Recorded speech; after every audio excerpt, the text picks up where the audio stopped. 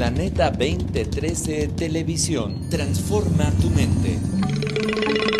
Una estación de televisión por internet dedicada al desarrollo de una nueva conciencia planetaria. Planeta 2013 Televisión es parte de Planeta 2013 Networks. Transforma tu mente.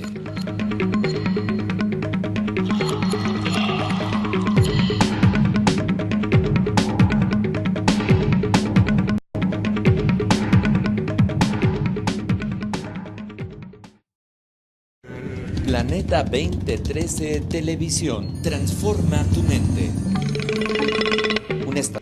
Amigos, ¿qué tal? ¿Cómo están ustedes? Buenos días, buenas tardes, buenas noches, buenas madrugadas. Recuerden ustedes que estamos transmitiendo directamente desde la Ciudad de México a través de www.planeta2013.tv. Y bueno, como siempre, todos los viernes estamos aquí en tertulia nocturna haciendo comentarios de las editoriales que siempre presentamos de los periódicos que tenemos en México: Impacto, Excelsior, Jornada, Universal.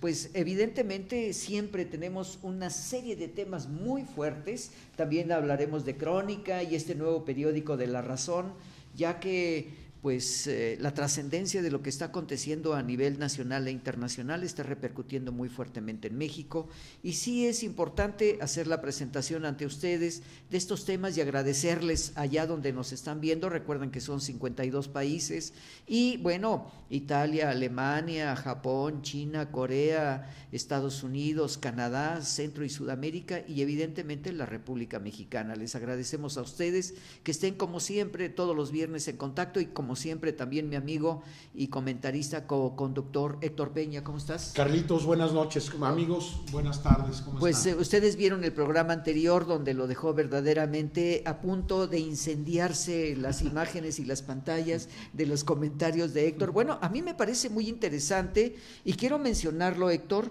porque creo que me llamó mucho la atención las expresiones que tuviste, sobre todo manejar conceptos, espero no equivocarme, de la Torá, conceptos del Talmud, los conceptos de lo que es en estos documentos histórico-bíblicos, si me permites decirlo de esta manera, el hecho de esta identificación de la feminidad. Y creo que hablaste de algo que a mí me llama mucho la atención, porque debemos entenderlo, que la higiene en el ser humano es determinante, y creo que las religiones, sobre todo la musulmana, la judía, la cristiana, bueno, tienen los elementos muy importantes de la limpieza del cuerpo. Creo que estaba yo, amigos, muerto de risa, porque hay algunos conceptos que son intocables a través de los conceptos de una moralidad, yo me atrevería a decir una falsa e hipócrita moralidad. Creo que algunas de las descripciones que tú mencionaste fueron sumamente interesantes, porque es el precepto de un código moral que yo me atrevería a decirlo que es un invento de la religión cristiana, porque evidentemente todas las religiones del mundo tienen hechos, si me permiten ustedes decirlo, desde el punto de vista ocultista, Héctor. Gracias, Carlos. Mira, gracias por lo que acabas de decir, Carlos, y antes que nada, y empezar a abrir también mi comentario, agradecerte mucho, Carlos, que vayas a estar conmigo. Carlos me va a hacer el favor de acompañarme y ser también co-conductor en el programa Shikli que acabamos de abrir, Carlos, el miércoles pasado, y que te agradezco muchísimo, amigos. Agradezco mucho a Carlos la deferencia que tuvo para aceptar estar en ese programa con nosotros, Carlos, ya que eres un experto en lo que es nuestra cultura en el pasado, el arte del pasado como arqueólogo.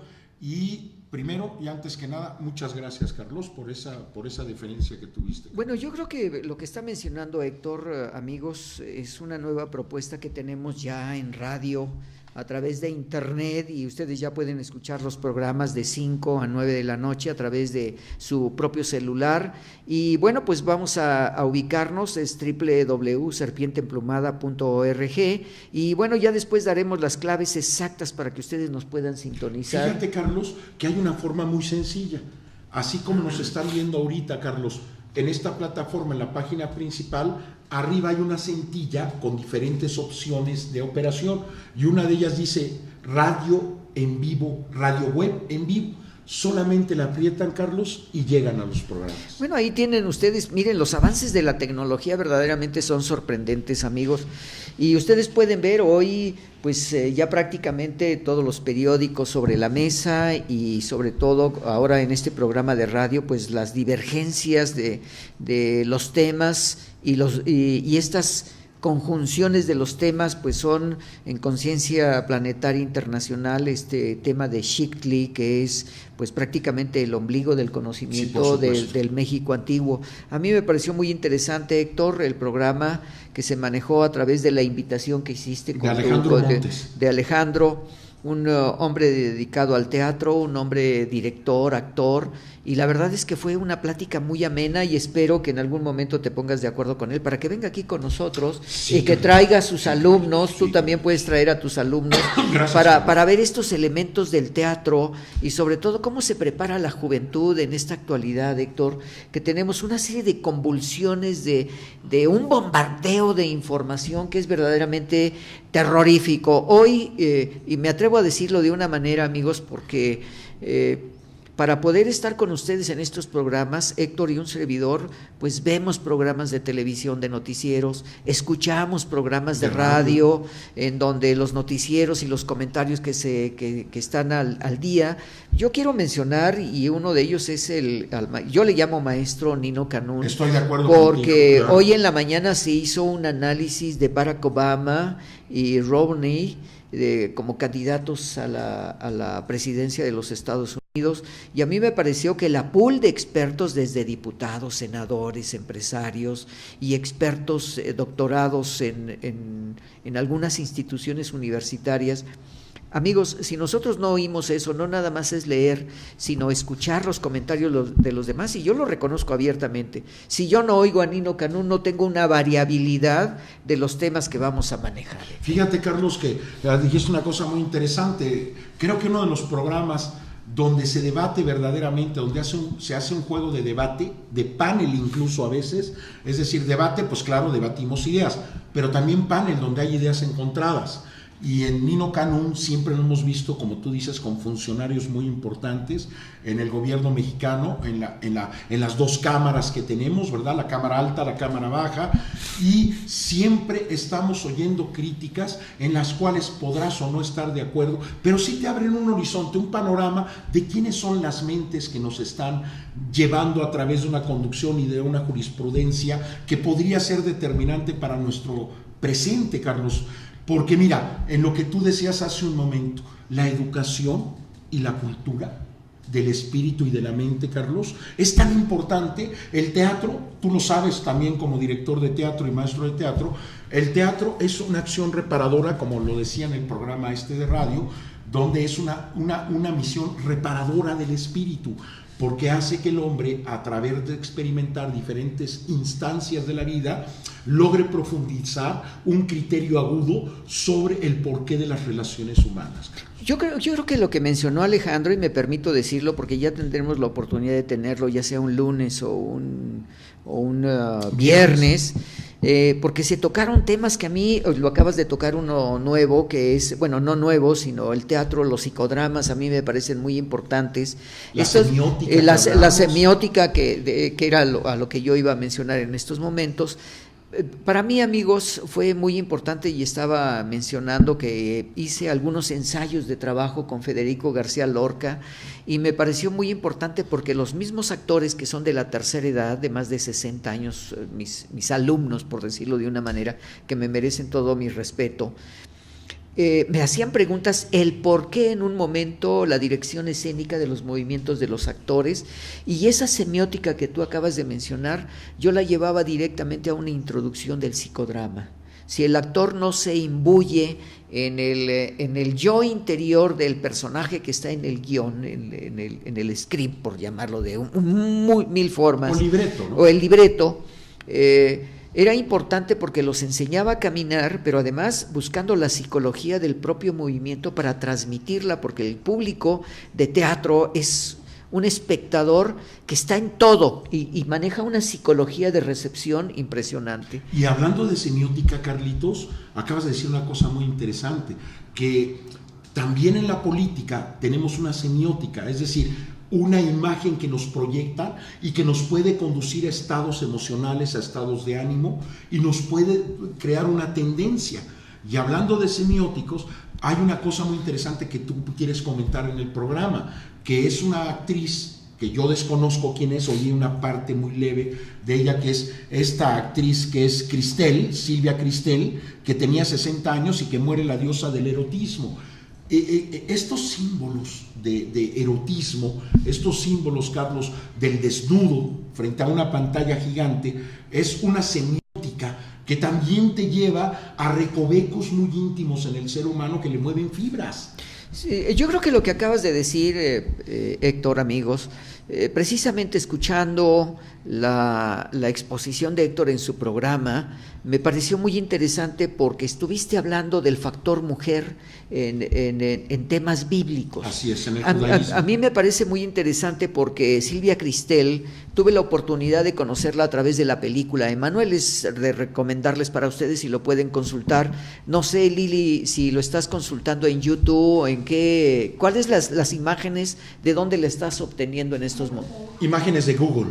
De Google. Amigos, imágenes de Google. Entonces ahí pueden ustedes, en el momento que termine nuestro programa, ustedes pueden buscar hasta la biografía del personaje.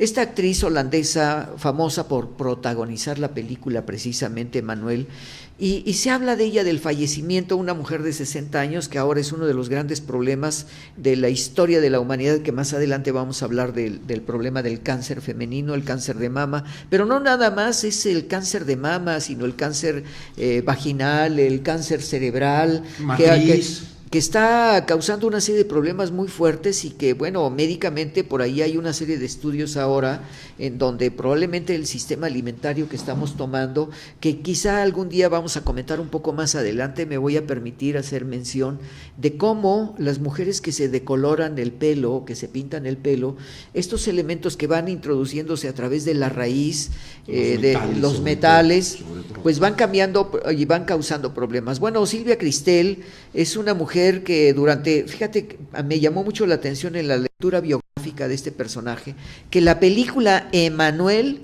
estuvo proyectándose 11 años en un cine y que fue un éxito verdaderamente impresionante. ¿En México, Carlos? No, ¿En Holanda? En Holanda. Ah. Y en diferentes partes del mundo. Dice, cara de niña, nacida en Utrecht, el 28 de septiembre de 1952, Cristel fue enviada por sus padres a un internado religioso a los 11 años, donde fue considerada una alumna superdotada. Sin embargo, años después decidió iniciar su carrera como modelo y ganó el concurso Miss Televisión Europa en 1973. Con su pelo corto, su cara de niña y su silueta perfecta, fue escogida para el papel principal de Manuel del director Jules Jeskin, que se convirtió casi inmediatamente en un éxito mundial de taquilla. Cristel tenía apenas 22 años de edad. Y aquí estamos viendo imágenes. Yo le agradezco mucho a nuestra técnico que nos está presentando mientras nosotros, precisamente acaba de presentar la fotografía donde está sentada en una silla que aparece semidesnuda y que a mí me parece interesante. Bueno, aquí el periódico tiene toda una mascarilla para evitar el hecho de la publicación de los senos femeninos. Bueno, a mí no me preocupa de ninguna manera, porque si estamos acostumbrados a la cultura griega, a la cultura romana, donde presentaban esta belleza del desnudo físico, bueno, pues aquí tenemos a la mujer. Ven ustedes qué rostro tan extraordinario, tan bello de esta mujer, una niña con ojos profundos, negros. Claro, los ojos están maquillados, pero de acuerdo al maquillaje de aquella época, yo recuerdo a Carole Lombard cuando hizo Cleopatra, y aquí se refleja el collar en la mano, esa posición de la mano derecha y la mano izquierda con el collar, ¿no? La sensualidad de una forma, pero además fíjate qué interesante esta fotografía, amigos, si me permiten decirlo, es el hecho del oculto, la sensualidad, la fotografía. Yo recuerdo haber dado clases en la Universidad del Claustro de Sor Juana en la Ciudad de México, lo que se llama fotografía erótica, fotografía de desnudo artístico, y la verdad es que yo me quedé sorprendido porque yo les pedí a todos mis alumnos que ellos hicieran el tema que quisieran. y me llevaron unas fotografías de jovencitas de 17, 18 años, ellas mismas se fotografiaron, y llevaron unas fotografías de la mujer en el baño, cayendo el agua, enjabonada, en la tina, en la alberca, verdaderamente, y esto, lo que estamos viendo ahorita de Silvia Cristel, pues es parte de los que ya se van, pero dejaron una belleza intrínseca en lo que es el momento. Fíjate que yo pienso, hablando de desnudos nuevamente y de la sensualidad explotada a través de la imagen, nos hace reflexionar en un momento dado que para nosotros como parejas a veces es cotidiano. Sin embargo, cuando lo ves reflejado en una forma artística, en ciertos ángulos, te das cuenta de que siempre has convivido con una persona bella. Y que era el tema de mi programa pasado, la belleza de la mujer, ¿no? Entonces, la belleza de la mujer realmente a veces no se nos hace cotidiana, como comer arroz diario, amigos. Sí. Entonces, cuando vemos mujeres que son retratadas con mucho cuidado, no estamos hablando de la pornografía, déjame decirte algo de la pornografía. Las mujeres dicen algo que a ver, ¿tú qué opinas? Hablando de erotismo, dicen las mujeres: las películas pornográficas no tienen nada que ver con el gusto de la mujer. Es una exageración absurda de este cine para hacerle creer a un público X sus más depravados instintos. Y creo que tienen toda la razón. Una cosa es el desnudo artístico, bien tratado, angulado, resaltando, como tú bien lo decías, un aspecto bello y estético sobre todo. Y otra cosa es la vulgaridad directa del sexo, en el cual la mujer no le gusta y sin embargo lo explota un cine llamado pornográfico. Entonces, el que el público entienda que una cosa es pornografía y otra cosa es erotismo, Carlos. Sí, yo creo que, Héctor, tienes razón, y voy a hacer una confesión, amigos, que me parece muy interesante hablando de Silvia Cristel. Héctor, yo todos los días de las 12:30 a la 1:30 de la mañana veo los diferentes canales de televisión y entonces busco la sección erótica del cine porno. Uh-huh. Y quiero decirte... ¿A qué te refieres erótica de cine porno? Voy, por eso, a eso voy. La descripción que tú acabas de hacer me parece muy correcta a través de ello. Ahora, como maestro de fotografía y como maestro de producción cinematográfica me tocó hacer referencia a ello. Tienes razón cuando se llevan escenas que son verdaderamente fuertes y vulgares. Sin embargo, yo he encontrado en el cine porno una estética de belleza en la copulación. Fíjate lo que estoy diciendo, y amigos... Sí, porque quién sabe dónde estarán esas películas, Carlos. No. Lo que pasa es que ahí es el proceso de la identificación de la imagen a través de lo que quiere decir el productor, el director de cámara, el camarógrafo. Esto yo te lo menciono porque para hacer cinematografía debemos tener toda una estructura. El que va a hacer cine tiene que tener, en primer lugar, el gene fotográfico. O sea, debe de haber tomado la clase de fotografía para poderlo llevar y creo que vamos a tener la oportunidad, porque hace unos días tú me comentaste sobre películas mexicanas o extranjeras para llevarlas a hacer un análisis de temas.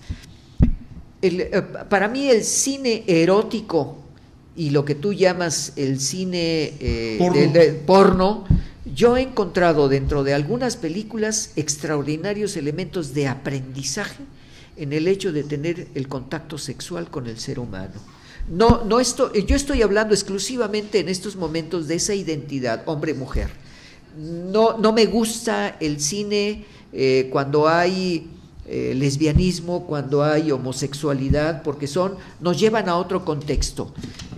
Tampoco el que es tan explícito, ¿no, Carlos? Aquel que no hay ninguna historia detrás. Tú acabas de decir una cosa importante. Debe de haber alguien conocedor del ángulo, de la textura, ¿verdad? Y del disparo.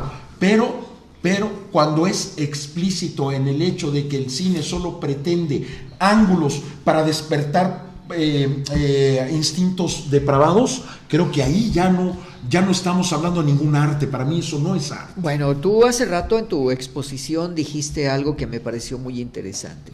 el ser humano tiene que acercarse a la pareja, no importa el hecho que se tenga, debe haber una sensualidad de acercamiento, así es. El tacto, la palabra, la mirada, el trabajo de lo que se llama el escarceo, tocarlo.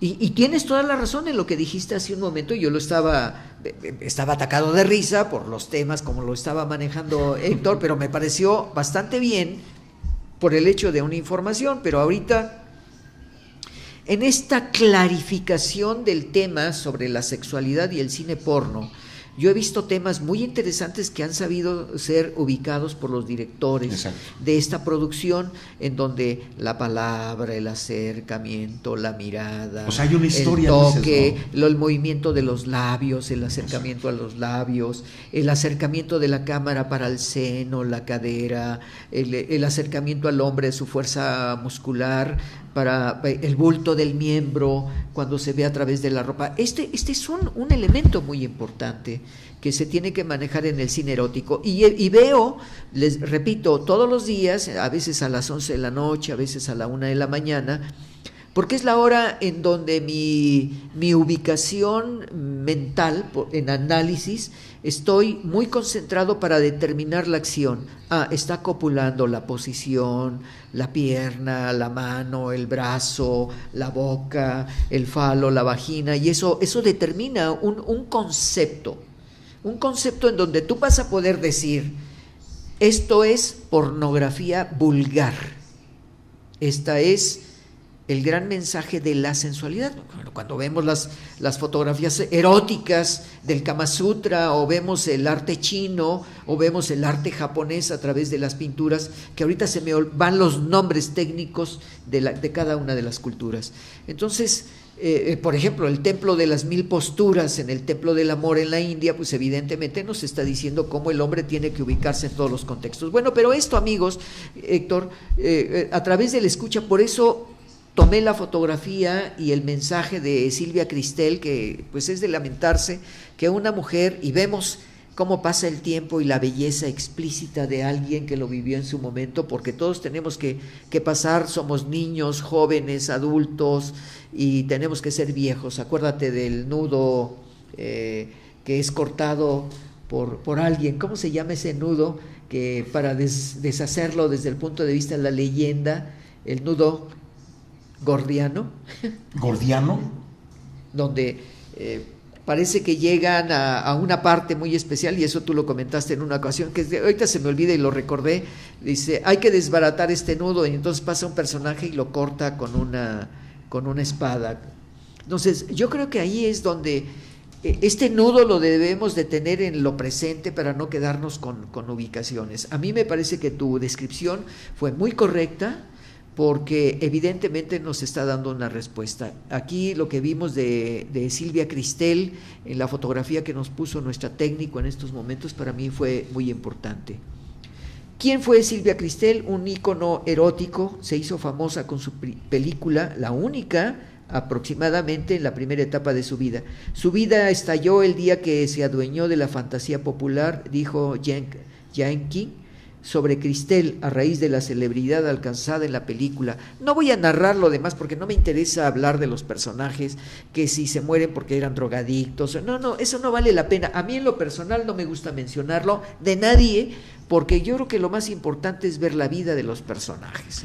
Sí, o sea, no estar con denostaciones o caer en temas de la oreja, ¿no? Pero hay una cosa muy interesante que, para terminar ya, de este comentario de Cristel, que es que está en uno de los países más liberales de la tierra.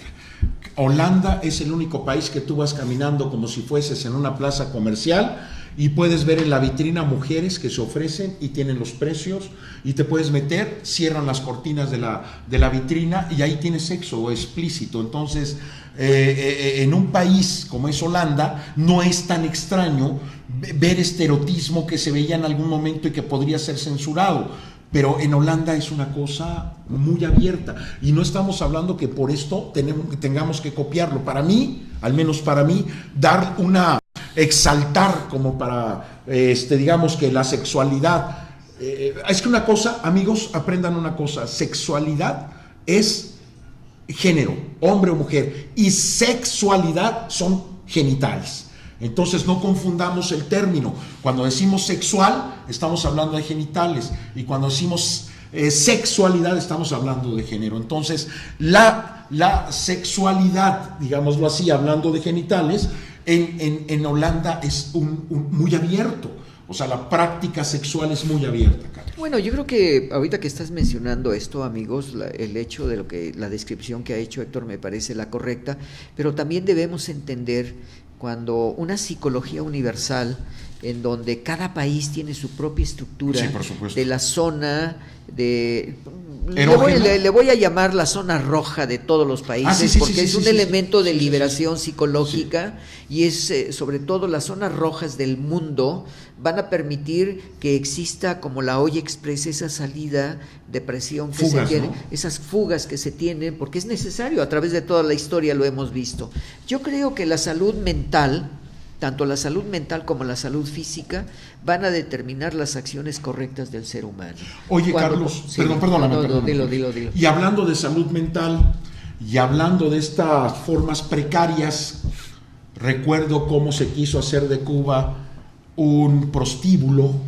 Me acuerdo que nace un líder, dos líderes principales, que eran Fidel Castro y que eran el Che Guevara, y que liberan a Cuba de convertirse en el prostíbulo de las Fuerzas Armadas de Estados Unidos, sobre todo la naval, y que ahora nos cae una noticia que a mí en especial sí me llega a mover, que es la precaria salud de Castro, que ahorita creo que enlacé ya el tema. ¿Por qué? Porque hablando de esta promiscuidad en el mundo, Cuba iba a ser el prostíbulo de los Estados Unidos, y llegan estos líderes y liberan a Cuba de ser convertida en Las Vegas y en la zona roja que tú mencionabas del mundo. Sí, yo creo que la secuencia histórica que estamos manejando, y además los comentarios que se hacen a nivel internacional periodísticos, el doctor Fidel Castro, yo soy un admirador del movimiento de la Revolución Cubana, sí, por supuesto, y debemos recordar en la propia historia del movimiento de la Revolución Cubana, evidentemente Fulgencio Batista, que era el represor en aquella época, sí, y que tenía una serie de convenios, llega a la presidencia de Cuba precisamente porque todos los grandes capos de los Estados Unidos, entre ellos Al Capone, y eran las inversiones en el lavado de dinero en Cuba en aquellos momentos. El doctor Fidel Castro sale de México a través del Granma, donde se reúne, y bueno, después vienen los reconocimientos al término de la guerra al interior y el derrocamiento de Fulgencio Batista, y vemos cómo el presidente Cárdenas es entrevistado, porque de hecho el presidente Cárdenas prácticamente apoya al Granma con el doctor Fidel Castro, y aquí tenemos historias muy interesantes de que la Revolución Cubana se va a gestar en la Merced de la Ciudad de México. Sí. Y yo tengo conocidos por ahí, lo voy a mencionar porque no hay por qué ocultarlo, pero Jorge Martínez Rosillo está considerado como héroe de la Revolución Cubana, es hermano de una amiga mía, Esperanza Martínez, a la que yo le tengo mucho aprecio, que vive aquí cerca del canal, y tuve la oportunidad de conocer a Jorge Martínez Rosillo, y era un abogado que ayudaba en su pensamiento social a la gente. Y bueno, ahora se habla de que el doctor Fidel Castro pues se encuentra muy gravemente, a través de lo que dice el periódico. Yo a veces dudo mucho de lo que se dice en los periódicos, porque tenemos años de que se está hablando mal del doctor Fidel Castro, que está enfermo, que ya se va a morir, etcétera. Y dice, el periódico español ABC reveló supuestas declaraciones del médico venezolano José Rafael Marquina, en el sentido que el expresidente cubano Fidel Castro se encuentra moribundo en su casa de Laguito. De acuerdo a ABC, Castro ha sufrido un embolismo, debe ser una embolia masiva en la arteria cerebral derecha. No está en soporte artificial ni ventilación mecánica, pero su salud es precaria. Yo creo que esto es el resultado de la última caída que tuvo el doctor Fidel Castro, que estaba en una ceremonia, en una conmemoración de aniversario de la Revolución Cubana, y da un trastabilleo, cae y pega, y se pega en la cabeza. Yo creo que Bueno, pues los grandes personajes de la historia, que además Fidel Castro cambió la historia de la humanidad desde el momento mismo de la Revolución Cubana, tienen más de 52 años y de Bahía de Cochinos, en la Revolución, y Bahía de Cochinos, la invasión de Kennedy que lo autoriza, y vemos ahí toda una estructura histórica muy fuerte con el doctor Fidel Castro. A muchos no saben esto, Carlos, que el mundo estuvo a punto de una guerra nuclear y que los rusos decían no me tocan a Cuba, apuntaron sus misiles nucleares a Estados Unidos, Kennedy los apuntó hacia los rusos y sale el Papa y entra como mediador. Fíjate la función política de un Papa, entra como mediador y propone a los dos que si van a entrar a la lucha se exterminaría la raza humana, y empiezan una serie de actividades a nivel mundial que, gracias a Dios, porque en este caso lo es, me refiero con un sacerdote, las hostilidades cesan. Bueno, yo creo que aquí la política internacional de lo que tú estás diciendo, sí, efectivamente hubo intervencionismo a través de ello, pero lo más importante es el zapatazo de Khrushchev en las Naciones Unidas, haciendo las acusaciones a Estados Unidos en lo que estaba aconteciendo en la isla de Cuba. Evidentemente había un juego muy particular, porque ya la OTAN en aquella época, después de la Segunda Guerra Mundial, había establecido las bases militares norteamericanas en contra de Rusia. Y aquí inmediatamente se viene la lucha y se captan a nivel satelital la llegada de estos elementos de ataque que se iban a hacer a los Estados Unidos. Bueno, pero pues esperemos que el doctor Fidel Castro vaya en mejoría y esperemos que no nos den un mal resultado, porque creo que el doctor Fidel Castro es uno de los que ha cambiado la historia de la humanidad como revolucionario, como ideólogo, como uno de los líderes más importantes que ahora, bueno, evidentemente, de acuerdo a lo que pueden decir muchas gentes, tenemos a Hugo Chávez, que es uno de los líderes, y yo me permito decirlo, salvo las opiniones de los demás, que el presidente Hugo Chávez es el líder en el mundo entero de las izquierdas, de lo que está aconteciendo. Totalmente. De lo que está aconteciendo. ¿Y sabes por qué, Carlos? Porque es un líder, porque a pesar de los pesares con Estados Unidos se ha mantenido en el poder y ha podido hacer una política más favorecedora para la masa del pueblo. Por eso lo denostan tanto los poderosos, los que sí tienen intereses importantes. Entonces, obviamente Hugo Chávez vela por todos aquellos que son de clase media hacia abajo. Entonces ahí está el populismo bien llevado y bien intencionado. Y otra, poner a su petróleo como escudo ante cualquier injerencia. Es muy inteligente, porque ¿quién se va a atrever a poner el petróleo bajo estos modelos injerencistas? Y quiero decir también que una de las cabezas que vemos aquí en el periódico que estamos analizando Global, perdón que me desvíe tantito, no, está bien, es como el señor Kofi Annan, quien dejaba esperando en antesala a Marta Sagún en Los Pinos, perdón por el paréntesis, pero el señor Kofi Annan, que defendía a Calderón en una época determinada, ahora termina diciendo: fallida lucha de Calderón, Kofi Annan, y viene del presidente de las Naciones Unidas una severa crítica sobre la fallida política de guerra declarada contra una supuesta crimen organizado y un gobierno desorganizado. Perdón. No, yo creo que lo que tú estás mencionando es parte de las estructuras internacionales, porque México no tenía necesidad de haber entrado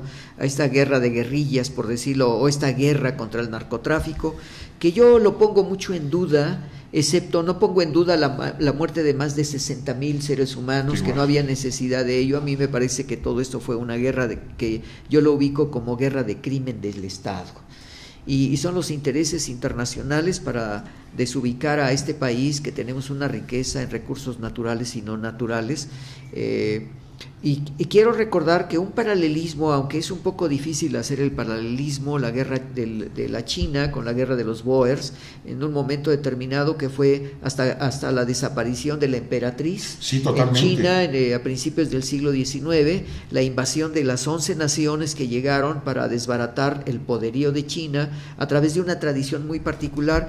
Y ahora vemos esta secuencia del avance histórico de China después de Mao Zedong, después de la estructura que se tuvo con Chiang Kai-shek, siendo la presión de los Estados Unidos ya en una... Ho Chi Minh, pero Ho Chi Minh es Vietnam. Sí, más bien. Pero de todas maneras es la propia pero estructura. En la época, ¿no? Es la propia estructura, sí, claro. Como Francia sale derrotada en Vietnam, le otorga también el paso de poder a los Estados Unidos. Estados Unidos es derrotado prácticamente con Vietnam. Sí, por supuesto. Y bueno, pues ahí tenemos a Ho Chi Minh, que es uno de los héroes internacionales de las izquierdas, y bueno, pues ahora con lo que está diciendo Kofi Annan, la verdad, amigos, es que en algunos programas a mí no me gusta hacer los comentarios de la guerra del narcotráfico, porque son temas que a nosotros no nos gusta manejarlo, Héctor, tú lo sabes muy bien. Pero fíjate, Carlos, que no es que comentemos ni nos metamos al tema del narcotráfico, sino estamos hablando de una administración considerada fallida, y que lo que más he escuchado, Carlos, últimamente es que Calderón sacó al ejército a las calles para legitimar su propio gobierno. Bueno, desde el momento que entra, nosotros sabemos que siempre entró por la puerta de atrás, en el rompimiento de la investidura presidencial. Primero la recibe en Los Pinos a través de una imposición con Vicente Fox, después se va a la Cámara Baja, como tú lo mencionas, a la Cámara a través de, para recibir la segunda banda presidencial prácticamente, y vemos las incongruencias del propio poder. Y me atrevo a decirlo, dándole la secuencia a lo contemporáneo. Ahora entendemos lo que está sucediendo con este presidente ya electo, que está haciendo rutas por el mundo, y que como embajador, pero en un momento determinado rompiendo todas las estructuras de lo que es verdaderamente un candidato a la presidencia y un candidato electo, donde candil de la calle y oscuridad de su casa. ¿Y viste cómo en países de Europa decían el señor presidente todo el tiempo? Precisamente la reunión que tuvo hace 2 días en Francia, ¿no? En Francia. Evidentemente los periódicos están diciendo que es protocolo presidencial. Pues discúlpenme, porque el señor es solamente no es presidente, pero además el señor, que es uno de los temas que vamos a manejar en la parte final, que nos faltan 12 minutos, quisiera adelantarme a esto. Bueno, ya se comentó, Héctor, te agradezco que hayas mencionado lo de Kofi Annan, pero sí quiero mencionar algo de uno de los fenómenos más importantes que se ha dado, estas agresiones en los países hinduistas, y tenemos aquí a Malala Yousafzai, perdón, pero a veces es un poco complicado. Yousafzai, acusada de profana por atentar contra el Islam. Mentira. O sea, no pueden atentar, con todo el respeto que me merece la religión.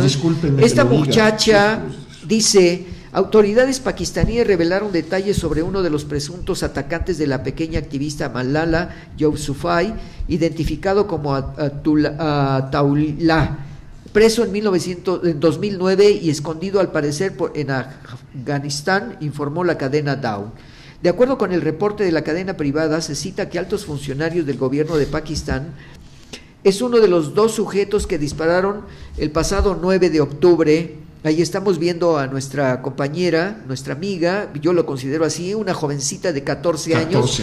No lo que a ella la atacaron es porque está protestando, porque todas las mujeres en Pakistán deben de tener educación. Por eso la balearon, y ahora está. Primero fue a Inglaterra, de Inglaterra la mandaron a Estados Unidos, y hoy quise tomar esta nota porque me parece excelente. Ya en la universidad en los Estados Unidos, donde está siendo curada, ya se levantó hoy por primera vez. Parece que no va a tener problemas cerebrales.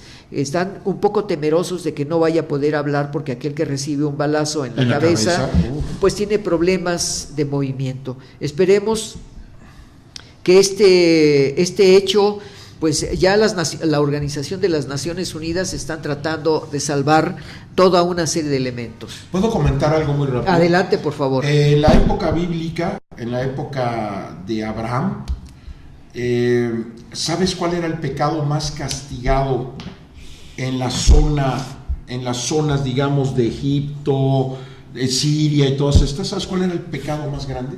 Uno de los pecados más grandes o delitos. Crímenes, en este caso son crímenes porque eran capitales, era el adulterio. ¿Por qué? Porque decía que eran personas muy corruptas sexualmente. Lo dice la Biblia, estamos hablando de la Biblia, del Antiguo Testamento. Entonces, ¿sabes qué hacían para tener relaciones sexuales con una mujer bellísima pero casada? ¿Qué crees que hacían, Carlos? Mataban al marido. Bueno, lo mandaban a la guerra. O lo mataban para no cometer adulterio. O sea, qué estupidez, no les importaba matar, más sí les importaba no cometer adulterio. Entonces estamos hablando que la mujer siempre ha sido sojuzgada en estos pueblos y siempre ha sido tomada como un objeto sexual, punto. Los harems y todo esto. No estoy hablando del pueblo, estoy hablando de las élites gobernantes, porque el pueblo es otra cosa, es como nosotros, ¿verdad? Que nos quieran catalogar a partir de nuestros políticos, pues tampoco, ¿no? El pueblo creo que no. No, yo creo que el hecho de lo que tú estás tocando en estos momentos, a mí me parece el culto religioso a la sexualidad, que tiene funciones muy particulares. Yo quisiera que en algún momento lo tocáramos como una psicología conductista. Así es, totalmente. Y a mí me parece una cultura misógina a través de los Así elementos es. de un concepto moralizante, que para mí, yo siempre lo he mencionado, que la cultura moral a través de las religiones pues es una cultura falsa, Claro. porque de todas maneras, oye, pues el que no tiene sexo está equivocado, porque entonces no va a tener una propuesta psicológica en el hecho de una función. Y a mí me parece que esta niña Malala se está considerada ya en estos momentos, y no dudo que le vayan a dar un premio internacional, por el ser una mujer socializante que lucha a los 14 años por el derecho del ser humano, la mujer, a estudiar. Y además, no en cualquier país, en un país que sabe que la van a lapidar, que saben que se le van a ir encima todos, porque un país donde tú ves que a la mujer le exigen taparse todo el cuerpo, ¿verdad? Frente al público para no despertar sexualidad cuando son terriblemente sexuales. Bueno, ¿Qué contradicciones? pero aquí estamos, Héctor, tú eres un experto en religión y nosotros sabemos que el hecho de que se manejan los conceptos en estos países musulmanes en la ocultación del cuerpo de la mujer es un tema estrictamente religioso. Y eso Lo pondría en duda un poco. No, bueno, tú eres el experto, yo no. Pero los conceptos que se tienen en esta misoginia a través de las religiones es muy particular con respecto a ella. A mí me parece, mi respeto a la estructura religiosa de los musulmanes, pero esto tiene que cambiar, porque la provocación que dicen ellos de la mujer, el pelo, el físico, el busto, los cánones, ¿no? las caderas, que son los elementos, hombre, la perturbación del demonio, como le llaman ellos. No es cierto, por favor. El que no tiene sexo y el que no piensa desde un punto de vista, pues se vuelve loco, porque para eso son los psiquiatras, para eso son los psicólogos. Y ellos dirían, para eso son nuestros harems. Y en este caso, bueno, ahí entramos a otro elemento de discusión. Yo creo que lo que vamos a hacer, Héctor, vamos a discutirlo esto desde algún punto de vista psicosocial para poder determinar a través del contexto, contexto de las religiones, porque entonces nos llevaría a un punto de análisis para que nuestro público, donde quiera que nos vea, aquellos que le agradecemos que nos estén viendo, nos den una respuesta. Pero si no estamos atacando en sí a ninguna estructura. No, pero es un análisis del siglo XXI de lo que es. O sea, no estamos en contra de las religiones, porque podíamos hablar de las monjas en lo cristiano, podíamos hablar en los budistas, de cualquiera. Entonces, yo creo que esto es muy importante y lo vamos a preparar un tema de estos, amigos, hacia el futuro.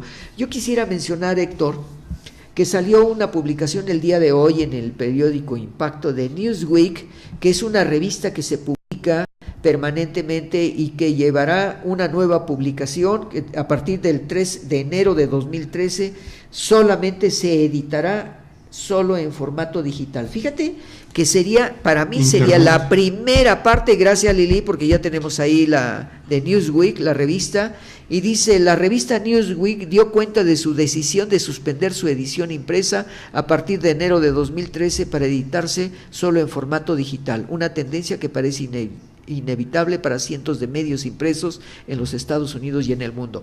Hoy llegamos en el primer punto de la desaparición del libro de texto, y a partir de X tiempo vamos a tener ya grabaciones. Nosotros ya lo tenemos, Carlos, en mi escuela, se llama Sistema 1, y en Sistema 1 es el libro de texto subido a una plataforma virtual, Carlos. Ya lo tenemos. Y vamos a cambiar ese elemento de tener el texto en la mano. Ya no se tiene en la y mano, sentarlo, y ahora vamos a estar ubicados. Mi pregunta sería, desde el punto de vista psicológico, Héctor, ¿dónde están los ejercicios de maduración motora gruesa fina que tenemos en el cerebro para tener un proceso de abstracción? Y hoy no lo vamos a tener, sino que van a llegar y van a digitar desde el punto de vista reflejo pavloviano en la aplicación de la tecla para que llegue el conocimiento, como lo que hizo Pavlov con las gallinas, de que obtura, el animal aprende que debe de obturar, o el picotazo, para que baje la semilla y la tome. ¿Cuál es tu opinión de esto, Héctor? Porque a mí me preocupa, ¿eh? Pues mira, todos los maestros en esta plataforma, al menos en mi colegio y sé que en otros colegios, nos hemos dado cuenta, desde el principio nos dimos cuenta que es venderte un libro de texto a través de una plataforma y que la única novedad es que está subida a una plataforma que ni siquiera funciona al 100%. Otra, nos damos cuenta que realmente lo vamos a usar como un solo instrumento, ya llegamos a esa conclusión, es un instrumento virtual, pero no podemos abandonar la escritura, no podemos abandonar la lectura, no podemos abandonar el ejercicio en papel. ¿Por qué? Porque precisamente, si yo te digo, tengo la novedad del siglo, Carlos, y tú dices, a ver, ¿cuál es? Pues que te vendo iPads, sí, ¿verdad? Y en el iPad está toda una plataforma con la cual tú le puedes enseñar al alumno. ¿Sabes qué termina siendo el libro de texto en iPad? Entonces, ¿qué concluimos los maestros? Ok, vamos a utilizar la plataforma porque a los niños les gusta usar el internet. Adelante. No estamos en contra de eso. Lo que no estamos a favor es en aplicar un libro de texto en forma virtual, porque ninguno de nosotros predicamos el libro de texto, Carlos. Nos vamos a niveles más elevados. No, yo creo que lo que tú estás diciendo en estos momentos, Héctor, es parte de lo que a mí me está sucediendo, y quiero decirlo y confesarlo abiertamente. Ustedes ven que yo siempre tengo periódicos aquí. Y pues yo leo en la casa de ustedes, en la madrugada, al mediodía, en la noche, a toda hora estoy leyendo y estoy oyendo radio y estoy viendo noticieros de televisión para poder ubicarme aquí. Soy el único, amigos, en el canal que no tiene iPad, y que mientras que los demás digitan, yo ya contesté. Porque precisamente la información periodística, a través de la formación que todavía en esta generación tenemos, como tú la tienes, Héctor, porque tú a veces estás utilizando también tu iPad, lo estás utilizando aquí, sí. Pero tú buscas la información como lo está haciendo Lili en estos momentos. Lilia lo está haciendo técnicamente, está digitando y está buscando la información para ponerlo aquí. Con el rabino Google. Y lo importante para nosotros es que mientras yo estoy hablando, ella nos manda la imagen. Y en fracción de segundos, evidentemente, nos está dando la pauta. Aquí está la diferencia de lo que va a pasar hacia el futuro, amigos. Porque el proceso de abstracción que tenemos esta generación, yo consideraría la última generación de esta etapa. Déjame decirte algo, fíjate bien esto, Carlos, y te va a impresionar, por eso te lo voy a comentar. Hoy les puse la canción de La Llorona de Eugenia León a través de YouTube en un salón para que conocieran la letra y todo. Bueno, antes de ponerlo, a todos los grupos de secundaria les pregunté, ¿quién conoce la letra de La Llorona? ¿Sabes qué porcentaje conocía la letra de La Llorona? El 0.5. Sí. No es broma, Carlos. No conocen la letra de La Llorona. No conocen muchas cosas. ¿Por qué? Porque el sistema educativo y el Estado se ha alejado de una filosofía que sea desde la base, o sea, formativa, hasta la base profesional. Es decir, nos han quitado las raíces. Y esto me acuerdo mucho de mi queridísima doctora Alfa Economopoulos, que nos decía, fíjate lo que nos decía, Carlos, para rematar, nos decía, ¿por qué creen que el escudo de Fox, cuando era candidato apenas, ¿por qué creen que no tiene el águila completa, Carlos? Sí, el águila mocha. ¿Y sabes qué nos decía? Porque va a vender al país, porque no tiene raíces este señor. Así nos decía una doctora eso se ha dicho experta en siempre, pedagogía. eso se ha dicho siempre a través de todos los que llegan al poder, que estamos viendo los lineamientos equivocados. Vamos a preguntarle a nuestra querida técnico cuánto tiempo nos falta. Estamos en tiempo aún todavía, creo que podemos hacer. Se quedan muchos temas, amigos, bueno, ya hablamos de Newsweek, pero se quedan muchos temas porque íbamos a hablar también del cáncer de mama, lo vamos a dejar para otro momento. Pero yo quisiera en estos momentos, Héctor, hablar de uno de los temas que es muy preocupante para la legislación mexicana porque tenemos el problema de Florence Cassés. Tú y yo tratamos ese tema aquí en uno de los programas, lo tratamos de gran profundidad y evidentemente la legislación mexicana hay una disquisición, si me permiten decirlo de esta manera, o sea, una discrepancia, porque en el momento que es detenida esta francesa, resulta de que hay todo un montaje televisivo, escénico, y entonces la legislación y los abogados, o el abogado de Florence Cassés, francesa, determina que los planteamientos son falsos. Bueno, aquí está en estos momentos la problemática porque ahora pasa a la Suprema Corte de Justicia de la Nación. Hay un pronunciamiento, de hecho, prácticamente que no lo pudo solucionar el presidente Calderón porque Sarkozy le hizo presión para que liberaran a Florence Cassés. Ahora, con la asistencia de este candidato electo de México, está en Francia, y el mismo presidente François Hollande le hace el planteamiento de la liberación de Florence Cassés. La repatriación, ¿no? No, liberación. Bueno, liberación. Es una liberación. Okay. Entonces, aquí hay un problema muy serio porque está comprobado que ella era partícipe de la banda, ella era la que le cortaba las orejas y los dedos a las personas que iban a ser enviadas para rescate. El problema es que esto ya se enredó en forma tal de que han surgido ya los mismos que eran prisioneros de ella, la han denunciado abiertamente. Pero resulta de que no se le prestó la asistencia consular, y eso determina una función dentro de ciertos elementos, ¿no? Ciertos elementos de la legislación, que lo podríamos decir entre comillas, una dispensa para poder justificar la liberación de un personaje. Entonces, bueno, fíjate, Carlos, adelante, Héctor. Yo pienso que estuvo viciado de origen, que el planteamiento estrictamente en términos jurídicos y en términos de jurisprudencia fue llevado de una manera totalmente errónea desde el principio, desde la forma. Estamos hablando aquí más de forma que de contenido, Carlos. Creo que la ley lo que plantea es los vicios de formato, que no se apegaron estrictamente a derecho. Entonces, la Suprema Corte de Justicia, como lo dice Enrique Peña Nieto al presidente francés, le dice: yo seré respetuoso de la decisión de la Suprema Corte de Justicia de la Nación. ¿Por qué? Porque si nos vamos a un análisis técnico, ese es el riesgo. Un análisis técnico la tendría que liberar. ¿Por qué? Por los vicios de proceso en cuanto a la Fiscalía del Ministerio Público, que le trataron de sembrar a través de un espectáculo televisivo ciertas cuestiones que estuvieron viciadas de origen. Entonces, estrictamente y técnicamente hablando de la jurisprudencia de un elemento, digamos, como es el Ministerio Público, pues entonces se cayó, Carlitos, a vicios en el proceso. Bueno, lo que pasa es que aquí, vuelvo a repetirte lo que estaba mencionando hace un momento. Ella se ha comprobado que era cómplice, su novio está comprobado. Eso sí está comprobado. Entonces, el hecho de que se ha comprobado que ella era miembro de la banda, que ella había participado, que era la que le cortaba las orejas por testimonios directos.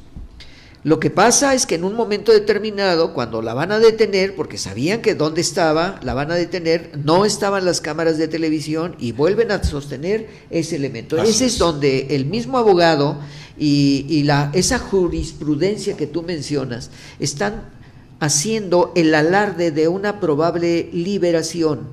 La señora Wallace, que es una mujer que ha estudiado de sobremanera esto, ha negado abiertamente y dijo que si en un momento determinado la Suprema Corte de Justicia de la Nación Falla decretaba en el fallo a favor de la liberación, iba a haber problemas legislativos. Tú lo acabas de mencionar, como en Francia con el señor Hollande se le dio la respuesta que se tiene que respetar la respuesta de la Suprema Corte de Justicia de la Nación. Ahora va a venir un problema, porque en unos días más va a haber la nueva elección de uno de los ministros de la Suprema Corte de Justicia de la Nación, se va a retirar y va a entrar otro nuevo. Sí. El problema es que, como tú lo dices, está viciado totalmente este hecho y que ya pasa de lo jurídico a la problemática de política internacional. Y esto es muy, muy difícil, porque si nosotros vemos lo que acontece con los escritores del siglo XIX y del siglo XVIII, cuando vemos en Los Miserables que hay una acusación con Víctor Hugo y que da los casos de aquella época, y no se nos olvide también el caso de este francés judío que es acusado de espía traidor. Y aquí es donde nosotros estamos viendo que hay que tener mucho cuidado, Héctor, porque tenemos que estar muy bien informados. Bueno, ¿qué pasó con Víctor Hugo? Perdón, recordarlo rápido. Sí. ¿Qué pasó con Víctor Hugo y su intervención con Benito Juárez? Directamente cartas a Benito Juárez para que perdonara la vida de Maximiliano. Y, intervino internacionalmente un escritor de fama internacional, en aquel entonces Víctor Hugo, con el presidente Benito Juárez, y ¿sabes qué dijo? Señor, si yo perdono a este individuo, otras naciones vendrán después. Así que el fallo de la justicia mexicana es irrevocable. Sí. Se lo contestó. No, y el hecho, tienes toda la razón, porque precisamente quienes fueron los jurados militares, los jueces militares tomaron una decisión, porque y sobre todo en la ley del 2 de octubre que tenía Maximiliano, no sé si es el 2 de octubre, creo que sí, determina que todos aquellos que sean pescados con armas, él mismo en el juicio le aplican la propia ley de Maximiliano, por eso es fusilado. Juicio sumario. El hecho es de que la misma ley que había votado Maximiliano se le aplica, sí. Y el presidente Juárez determina, el juicio que se tiene que hacer es determinado por esos jueces militares que van a determinar por ley el hecho. Claro. Esto que está aquí, amigos, este es el archivo de Florence Cassés. Aquí tenemos todos los documentos que se han publicado. Aquí tenemos el pensamiento de los ministros. Ya para terminar, porque ya nos están indicando que nos vamos. Y aquí está el hecho, si me permiten, nada más lo voy a mencionar así. Aquí está: ministro duda que Cassés deje prisión, pesadilla del Ejecutivo. Aquí está lo publicado en el periódico, y está en la mesa el archivo de Florence Cassés, para que ustedes puedan apreciar que no estamos hablando en balde, no estamos inventando, ni Héctor y yo podemos inventar nada. Aquí tenemos los documentos hechos precisamente por los ministros de la Suprema Corte de Justicia de la Nación, y se le otorgó a una de las mujeres ministros el hecho que determinara la función de libertad, o que permaneciera por la justicia mexicana. Florence Cassés. Y lo que están diciendo, el peligro del Ejecutivo Nacional ¿sabes cómo quedaría bien el Ejecutivo Nacional futuro? ¿Cómo quedaría bien? Que fallara realmente en tribunal, y que sea la determinación que sea, ahí va a estar la paradoja, respete realmente la decisión, pero yo pongo mis dudas de que realmente lo hagan como órganos independientes, yo lo pongo en duda. Yo creo que lo que vamos a escuchar va a ser precisamente la posición de los ministros de la Suprema Corte de Justicia de la Nación.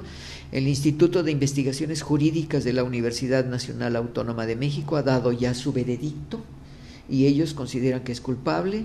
Y bueno, vamos a ver más adelante qué hay. Pues amigos, les agradecemos a ustedes esta oportunidad de escucharnos. Te agradezco mucho, Héctor. Gracias, Carlitos, tu participación, como siempre. Gracias a Lilia, tu participación.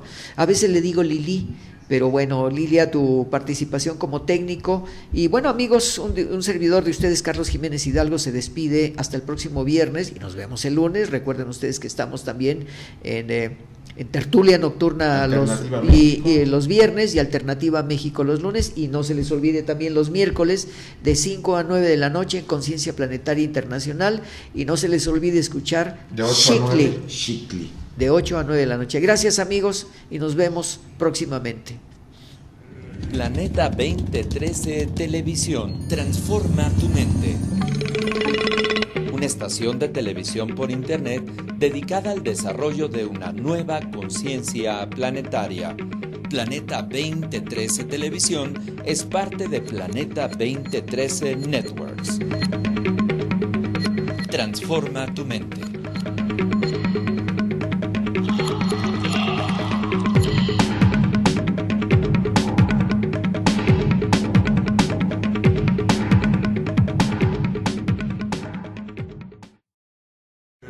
Planeta 2013 Televisión, transforma tu mente.